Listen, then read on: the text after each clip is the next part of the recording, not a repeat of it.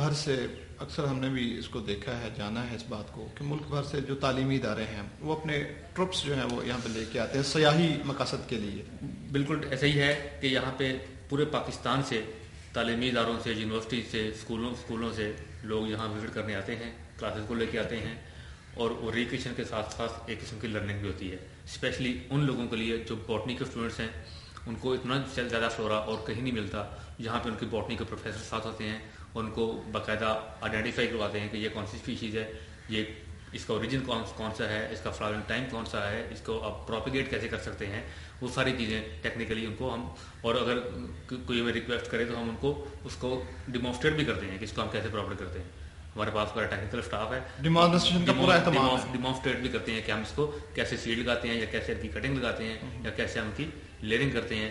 دوسری بات یہاں پہ ہنی کے بھی چھتے لگتے ہیں، شہد کے بھی چھتے لگتے ہیں یہاں پہ، کیونکہ یہاں پہ شہد کی مکھیوں کو پولوشن فری ماحول ملتا ہے. اب پورے شہر میں آپ کو چھتے کم نظر آئیں گے پولوشن کی وجہ سے، یہاں پہ آپ کو ہنی بیز بھی نظر آئیں گے. پورے شہر میں تو خیر شاہد اقبال صاحب مطلب درختوں کا بھی اتنا فقدان ہے کہ جتنا جہاں درخت ہیں بھی وہاں جو ہے نہر کے اوپر بہت سارے ٹریز ہیں، لیکن آپ کو ہنی بہت کم نظر آئے گا کیونکہ وہاں پہ ٹریفک فلو اتنا ہے کہ جس کی وجہ سے ڈسٹرب ہوتے ہیں. کیونکہ یہ جہاں ہماری ٹریفک کا یہ حال ہے کہ 24 گھنٹے چلتی رہتی ہے، اور جب یہ لائٹ جل رہی ہو تو یہ مکھیاں وقت آرام نہیں کرتی، یہ لائٹ کے پیچھے بھاگتی رہتی ہیں، یہ ہمیشہ لائٹ کے پہ آ جاتی ہیں.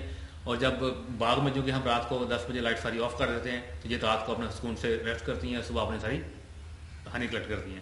اگر نہر پہ اس لیے لگتی ہے وہاں پہ سارے لائٹ چلتی رہتی ہے، لائٹ میں تو یہ ایکٹیو رہتی ہیں.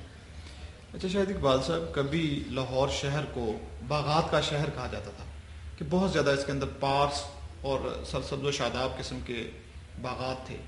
ابھی آئے روز مطلب اس میں بڑا فقدان پایا جا رہا ہے، تو اس حوالے سے کیا کہیں گے کہ کیا اس کی قدر و قیمت ہے اور کس طریقے سے شہریوں کو بھی اس قسم کے جو ورثے ہیں ان کا خیال رکھنا چاہیے؟ یہ ہمارے معاشرے میں سیوک سینس کی کافی حد تک کمی ہے، یا جان بوجھ کے ہم لوگ ایسا کرتے ہیں کہ ہم اپنے ورثے کو بچانے کے بجائے خراب کرتے ہیں. درست. دوسرا، اگر کوئی نیٹ اینڈ کلین جگہ ہے تو اس کو بھی ہم لازمی کوشش کرتے ہیں کہ وہاں پہ لیٹر پھینکیں. درست. آپ ابھی باغ جہاں میں بھی دیکھ لیں، ابھی بھی جا کے دیکھ لیں، ہمارے جو اسٹاف ہے وہ ریگولرلی پک کر رہا ہوگا، کہیں کاغذ پھینکا ہوگا، کہیں کوئی گلاس پھینکے ہوں گے، لیکن ہمارے پورے باغ میں ہم نے ہر روڈ کے اوپر، ٹریک کے اوپر ڈسٹ بن لگائے ہیں. جو ہماری جو قوم ہے وہ ان کو استعمال نہیں کرتی، جہاں بیٹھا وہیں گند پھیلا دیا، اور اس کو بچانے کی کوشش نہیں کرتی. ہمیں اسکول لیول پہ بچوں کو شروع سے یہ ٹریننگ دینی چاہیے کہ چیزوں کو نیٹ اینڈ کلین کیسے رکھا جائے، ہر چیز کو. بلکہ دنیا تو یہاں تک ہے کہ وہاں پہ جو یہ ریسائکلیبل چیزیں ہیں ان کی الگ کلیکشن ہوتی ہے، اور جو ویسٹیج ہے ان کی الگ ہوتی ہے، تاکہ ریسائکل والی دوبارہ اس کو ریسائکل کر کے چیزیں بنتی ہیں. پلاسٹک وغیرہ جس طرح کی ان کے ہر جگہ الگ الگ بن لگے ہوتے ہیں. گرین کلر کا ہوتا ہے کہ یہ ریسائکل چیزیں یہاں پھینکیں، اور جو دوسرے کلر کا ہوتا ہے اس میں دوسرا جو ریسائکلیبل نہیں ہے وہاں پھینکیں. ہم تو ابھی صرف پھینکنے کی کو بھی پورا نہیں کر رہے، اور جن قوموں نے ترقی کی ہے ان کا یہ حال ہے کہ وہ گاربیج کو بھی کس طریقے سے کیٹاگوریکلی مینیج کرتے ہیں. جو ریسائکلیبل ہیں جیسے یہ پلاسٹک کی بوٹل ہیں یہ دوبارہ استعمال ہوتی ہیں، ان کو وہ الگ سے رکھا ہوتا ہے. ان کی کلیکشن بھی الگ ہی ہوتی ہے. وہ ڈسٹ بن جب خالی کرتے ہیں ان کی گاڑی ہی الگ آتی ہے، اس گاڑی کا کلر بھی گرین ہی ہوتا ہے. بالکل جو لے کے جاتی ہے ریسائکل. اچھا سر، تھوڑا سا اس کے بارے میں بھی ذرا وضاحت کریں کہ آپ کے پاس ورکر جو اسٹرینتھ ہے وہ کتنی ہے، اور کون سے طریقہ کار ہیں جس کے ذریعے اس خوبصورت آپ گارڈن کو مینٹین کر پا رہے ہیں؟ ہمارے پاس یہ اس کا چونکہ ایریا بہت بڑا ہے، ہمارے پاس اس وقت 141 ایکڑز ہیں سر جو ہم مینیج کر رہے ہیں. تو اس میں اسی لحاظ سے ہمارے پاس تقریباً 162 کے قریب بیلدار اور مالی وغیرہ ہیں سر، اور پھر اسی طرح 31 کے قریب سیکورٹی گارڈز ہیں. ہمیں سیکورٹی گارڈز کا کیونکہ پرابلم رہتا ہے کہ وہ 3 شفٹوں میں انہوں نے کام کرنا ہوتا ہے اراؤنڈ دا کلاک. تو اس ہمارے 7 انٹریز ہیں گیٹ کی، وہ ہمیشہ ہمیں پیک رکھنی پڑتی ہیں سیکورٹی کی وجہ سے. اور کچھ ایسے پوائنٹس ہیں، چلڈرن پارکس ہیں، وہاں بھی بندے لگانے پڑتے ہیں. اور کچھ جہاں فیملیز آ کے بیٹھتی ہیں اس کو بھی ہمیں واچ کرنا ہے، کوئی بندہ تنگ نہ کرے ان کو. وہ اسی طرح پھر ہمارا سیکورٹی اسٹاف میں ہم نے کچھ مالیوں کو نکال کے وہ سیکورٹی میں شامل کیا ہوا ہے تاکہ ان کی اسٹرینتھ ذرا بہتر ہو جائے. تو گیٹس جو ہیں وہ ہر گیٹ پہ ایک بندہ ہم نے 24 آور رکھنا ہوتا ہے. 6 گیٹس ہیں اور ایک چھوٹا گیٹ ہے جو پٹیالہ کی طرف لگا ہوا ہے، وہاں پہ بھی ہم نے لازمی بندہ رکھنا ہوتا ہے. اچھا سر، یہ بتائیے گا کہ کیونکہ ابھی آپ اپنا جو آپ کا خوبصورت یہ گارڈن اور ایک ادارہ ہے انڈیپینڈنٹلی، اس کی ہمیں ایک رودات یا کہانی سنا رہے ہیں. اس کے اندر ایک موروں والا باغ ہے، اس کی کیا کہانی ہے، ذرا اس کے بارے میں بتائیں. نہیں، ایسا اس کے اندر ایسے موروں والا باغ کوئی نہیں ہے. कोई ऐसी जगह भी नहीं है। वो यही है कि हमने मोर रखे हुए थे यहाँ पे, तो वो एक इंसिडेंट की वजह से वो ख़त्म हो गए थे। अब दोबारा हमने वो फिर मोर छोड़ दिया। वो केज में है, बाग नहीं है, वो चिल्ड्रन पार्क के अंदर एक जंगला बना हुआ है, उसके अंदर छोड़े हुए हैं। ऐसा क्योंकि ओपन में यहाँ पे ऐसे है कि क्योंकि स्ट्रे डॉग भी आ जाते हैं, वो जंगले के ऊपर से भी आ जाते हैं, तो वो बर्ड्स के लिए फिर इस तरह वो डेंजरस होता है कि वो ओपन में छोड़ना। कितने इकसाम के दरख्त यहाँ पे मौजूद हैं और उनकी तारीखी हैसियत क्या है? मैंने पहले भी बताया, तकरीबन 187 किस्म के दरख्त और झाड़ियाँ हमारे पास यहाँ पर अवेलेबल हैं, और इसमें 150 साल से ज़्यादा उम्र के भी दरख्त हमारे पास हैं जो बड़ी अभी भी अपनी पूरी अवताब के साथ खड़े हुए हैं। और ये जो सबसे पुराना हमारे पास पाम का ट्री है, ये पीछे एक मज़ार है हज़रत तुर्त मुराद का, उसके साथ लगा हुआ है, उसके ऊपर हमने तख्ती भी लगाई हुई है कि ये 150 साल पुराना ट्री है, बाकायदा उसके ऊपर लिख के लगाया हुआ है। इसी तरह के हमारे पास ये हमारे पास पहाड़ी है, इसके ऊपर एक बरगद का दरख्त है, वो बहुत बड़ा पुराना है। कभी आपने वो कोई बानो कुदसिया का नावल पढ़ा हो, राजा गिद्ध, तो उसमें उसका जिक्र भी किया हुआ है उसने, वो इसके नीचे बैठ के पढ़ा भी करती थी कभी।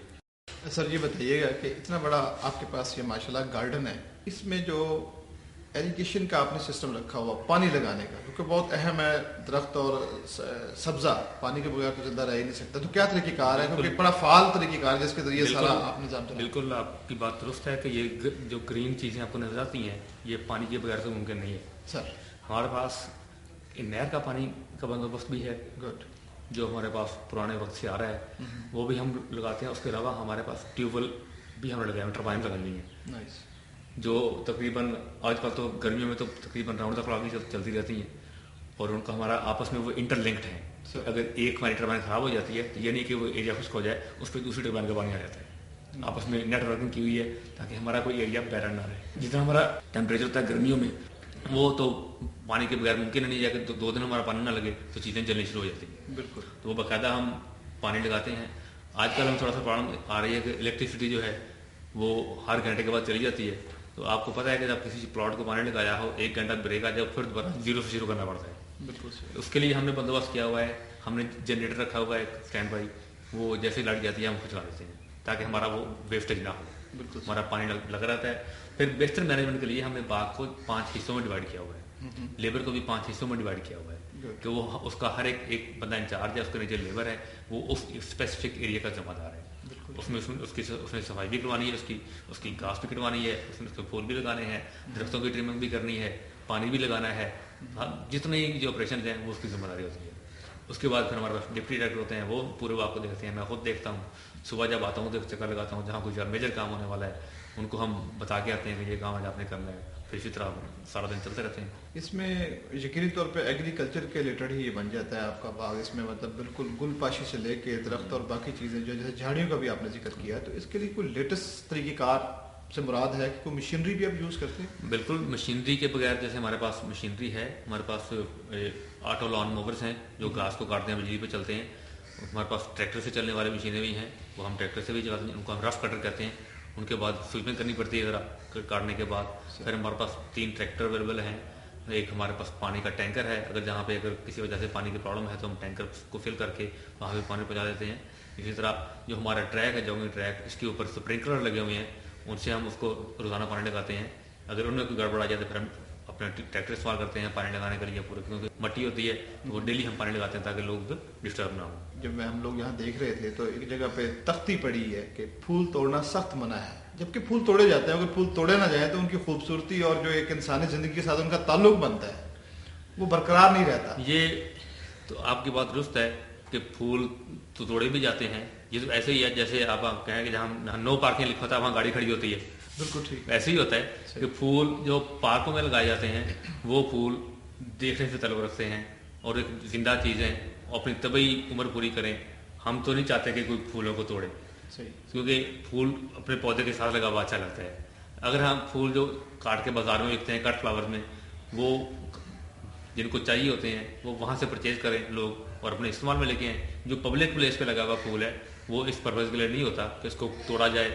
और यही हमारी एक बदकिस्मती समझ लें कि हम जितनी कोशिश करते हैं ट्रीज़ को, श्रब्स को, फूलों को बचाने की। आप देखें हमारे आप बाग में गुजरें, अब साथ रास्ता चल रहा है लेकिन लोगों ने बेड के अंदर से रास्ता बनाया हुआ है। बिल्कुल ऐसा है। ہم نے وہاں رسیاں لگاتے ہیں, وہاں ہم نے کئی چیزیں باندھتے ہیں تاکہ وہ ہمارا بیڈ ڈسٹرب نہ ہو, لیکن پھر بھی ہماری قوم ایسی ہے کہ وہ اس کے اندر سے دوڑ جاتی ہے.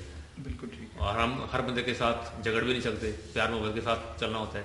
اور خاص کر جو ہمارے جو اسٹوڈنٹ جنریشن ہے جو کالج سے جب آتی ہیں تو یہ بہت زیادہ اس میں بول توڑتے ہیں. بالکل. اور پیرنٹس بھی بچوں کو منع نہیں کرتے, جب بچے توڑتے ہیں تو پیرنٹس کو بھی چاہیے کہ اپنے بچوں کو سمجھائیں کہ یہ توڑنے کے لیے نہیں ہے, یہ انجوائے کرنے کے لیے, ان کو دیکھیں, انجوائے کریں. یا یوں کہہ لیجیے کہ جو پھول ہے وہ اپنی شاخ کے ساتھ وہی خوبصورت لگتا ہے. اس کی خوبصورتی ہے. جیسے آپ توڑیں گے 1 گھنٹے کے بعد اس کا حالت کچھ اور ہو جائے گی, پھر وہی لوگ بڑے پہلے پھول سے پیار کریں گے, پھر نفرت سے پھینک دیں گے. اس کا مطلب یہی ہو گیا اگر نہ توڑا جائے تو بہت بہتر ہے تاکہ وہ خوبصورتی برقرار ہے اور گارڈن کی خوبصورتی.